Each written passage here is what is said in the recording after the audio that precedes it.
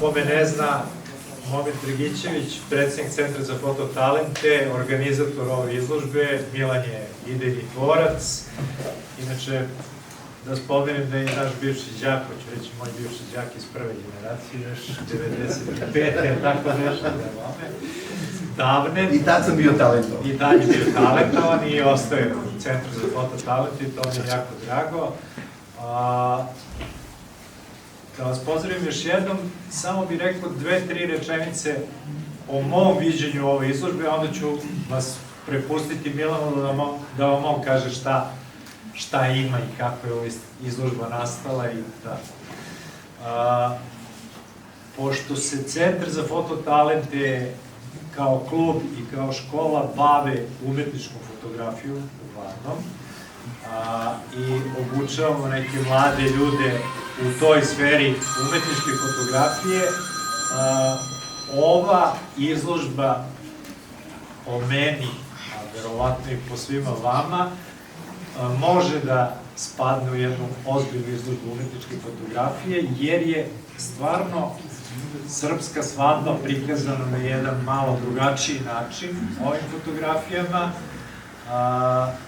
i imaju svoju određenu težinu i svoj umetnički zojam. Ja sam lično gledao, znači tu su i kadrovi, tu su i izrazi i tako dalje i tako dalje.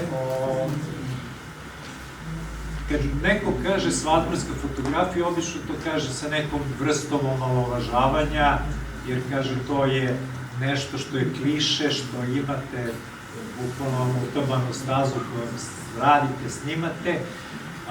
Ne bih rekao, upravo pokazuje to.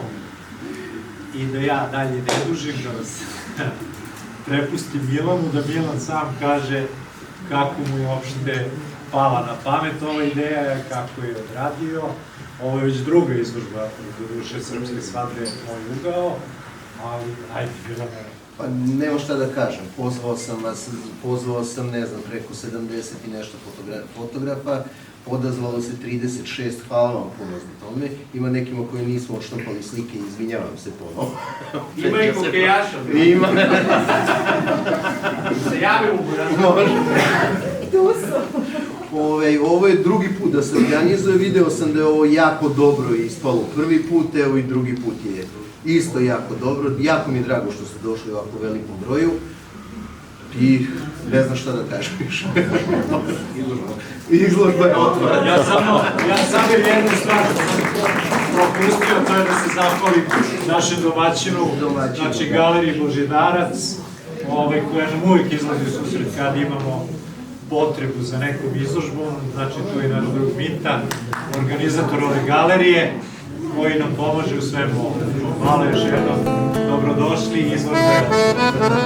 Hvala lepo.